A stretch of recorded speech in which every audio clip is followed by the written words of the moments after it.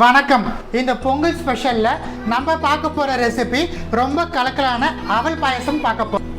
அவல் பாயசம் செய்ய தேவையான பொருட்கள் நான் இன்னைக்கு சிகப்பு அவல் எடுத்திருக்கேன். சிகப்பு அவல் நம்மளுக்கு நன்னா கெட்டியான அவலாக இருக்கணும். அந்த லேசாக இருக்கக்கூடிய அவல் எடுக்கக்கூடியாரு. சிகப்பு அவல் நான் 75 கிராம் போல் எடுத்து நான் நல்லா அரை மணி நேரம் போல் தண்ணியில் கழுவி சுத்தம் பண்ணி ஊற வச்சு எடுத்து வச்சுருக்கேன். 75 கிராம் சிகப்பு அவலுக்கு நான் இன்னைக்கு 650 கிராம் எம்எல் போல் நான் பால் எடுத்திருக்கேன். ஃப்ரெஷ்ஷான பசும்பால் எடுத்திருக்கேன். சர்க்கரை 150 கிராம் போல் சர்க்கரை எடுத்திருக்கேன். பாதாம், முந்திரி, உலர் திராட்சை நம்ம தேவைக்கேற்ப எடுத்துக்கலாம். ஃப்ளேவருக்கு நான் இன்னைக்கு கார்டமன் எடுத்திருக்கேன், அதாவது ஏலக்காய் எடுத்திருக்கேன், கிளி எடுத்து வச்சுருக்கேன். நெய் 1/2 டேபிள் ஸ்பூன். வாங்க இந்த இன்க்ரீடியன்ஸை வச்சுட்டு கலக்கலான அவல் பாயசம் எப்படி செய்யுதுன்னு பார்க்கலாம். நம்ம எடுத்த பால் நான் அகலமான பாத்திரத்தில் ஊற்றி வச்சுருக்கேன். பால் நம்மளுக்கு பொங்கி வரட்டும். ஒரு 5 மினிட்ஸ் போல் இருக்கட்டும் நம்மளுக்கு. ஸோ பாருங்கள், நம்மளுக்கு பால் பொங்கி வந்துட்டு இருக்குது. இப்போ நம்ம மிதமான தீயில் வச்சிடலாம். ஸோ பால் பொங்கி வந்ததுக்கு அப்புறமா நம்ம நல்லா கழுவி சுத்தம் பண்ணி எடுத்து வச்சிருக்கிற அவல் நம்ம சேர்க்க ஆரம்பிச்சிடணும். நான் சிகப்பு அவல் எடுத்திருக்கேன். உங்களுக்கு வேணும்னா நீங்கள் ஒயிட் அவல் கூட எடுத்துக்கலாம். ஆனால் இதான் நம்மளுக்கு நல்லா ஸ்ட்ரென்த், அதனால தான் நான் இன்றைக்கி ரெட் அவல் எடுத்திருக்கேன். ஸோ அவல் ஆட் பண்ணிட்டோம். அவல் ஆட் பண்ணிட்டதுக்கு அப்புறமா நம்ம மிதமான தீயில் ஒரு 6 மினிட்ஸ் போல் வைக்கலாம். அவல் நம்மளுக்கு நல்லா வெந்து வரட்டும்.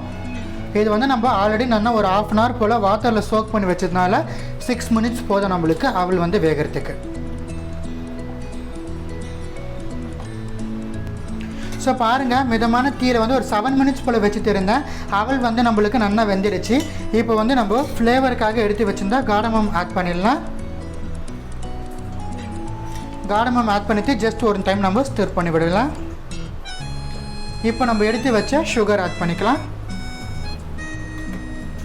சர்க்கரை ஆட் பண்ணிவிட்டு நல்லா கலந்து வச்சுருங்க. இப்போ மிதமான தீயில் சர்க்கரை கரைஞ்சி நம்மளுக்கு ஒரு 2 மினிட்ஸ் போல் இருந்தால் போதும். மீன்மயில் இப்போ நம்ம தாளிக்கிறதுக்காக ஒரு பாத்திரம் வச்சு நம்ம இதை தாளிக்க ஆரம்பிச்சிடலாம். ஸோ பாருங்கள், ஒரு தாளிப்பு பாத்திரம் எடுத்து வச்சுருக்கேன். அதில் நம்ம எடுத்து அந்த 1/2 டேபிள் ஸ்பூன் அளவு போல் நெய் எடுத்துருந்தோம்லே அதில் நான் 1/4 டேபிள் ஸ்பூன் அளவு நெய் ஆட் பண்ணியிருக்கேன்.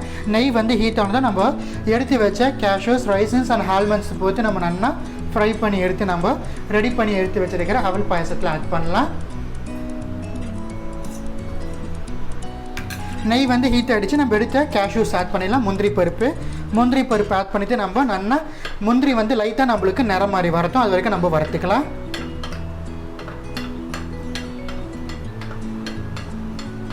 ரொம்ப கலக்கலான பாயாசம் அவல் பாயாசம், ரொம்ப ஸ்ட்ரென்த்தும் கூட நம்மளுக்கு. இந்த பொங்கலுக்கு கட்டாயமாக இந்த பாயாசத்தை ட்ரை பண்ணி பாருங்கள். ஸோ முந்திரி ரொம்ப நிறம் மாறக்கூடாது. லைட்டாக நிறம் மாறுற ஸ்டேஜில் நம்ம ஆல்மண்ட்ஸ் ஆட் பண்ணோம், பாதாம். ஸோ பாருங்கள், முந்திரி நம்மளுக்கு நல்லா வறுப்பத்திடுச்சு. ஸோ இப்போ இந்த முந்திரி நம்ம எடுத்து வச்சுட்டு நம்ம அப்புறமா பாதாம் வறுக்கலாம். முந்திரி வறுத்து எடுத்துட்டோம். பாதாம் ஆட் பண்ணிக்கலாம். பாதாமும் நம்ம நல்லா ஃப்ரை பண்ணி எடுத்துடலாம். முந்திரி லைட்டாக நீங்கள் நிறம் மாறுற மாதிரி வறுத்திங்கன்னா அது கூடவே பாதாமும் சேர்த்து வறுத்துடலாம். நான் முந்திரி தனியாகவே நல்லா ஃப்ரை பண்ணி எடுத்துட்டேன்.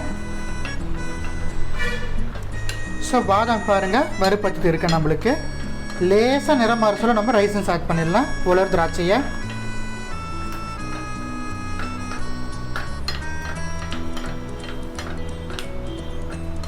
ஸோ லேசாக நிறம் மாறுது. இப்போ நம்ம திராட்சை ஆட் பண்ணிடலாம். திராட்சை பொரிஞ்சிடுமே நம்ம அடுப்பு அணைச்சிடலாம். திராட்சை பொரிஞ்சிடுச்சு, அடுப்பு அணைச்சிடலாம். இதை எடுத்து நம்ம ரெடி பண்ண பாயாசத்தில் ஆட் பண்ணிடலாம். ஸோ பாருங்கள், சர்க்கரை ஆட் பண்ணிவிட்டு நம்மளுக்கு மிதமான தீயில் ஒரு 3 மினிட்ஸ் போல் இருந்துட்டு நம்ம தாளித்து வச்ச கேஷ்யூ, ஆல்மண்ட்ஸ், ரைசன்ஸும் நம்ம ஆட் பண்ணிடலாம். ஆட் பண்ணிவிட்டு நம்ம அடுப்பு அணைச்சிடலாம். பாருங்கள், ரொம்ப கலக்கலான சிகப்பு அவல் பாயாசம் இந்த பொங்கல் ஸ்பெஷலில் உங்களுக்காக வேண்டி செஞ்சு காமிச்சிருக்கேன். இந்த ரெசிபி உங்கள் வீட்டில் ட்ரை பண்ணி பார்த்து எப்படி இருந்துச்சுன்னு எனக்கு கமெண்ட் செக்ஷனில் சொல்லுங்கள். வேறு ஏதாச்சும் ரெசிபி சொல்லணும்னா கமெண்ட் செக்ஷனில் கேளுங்கள்.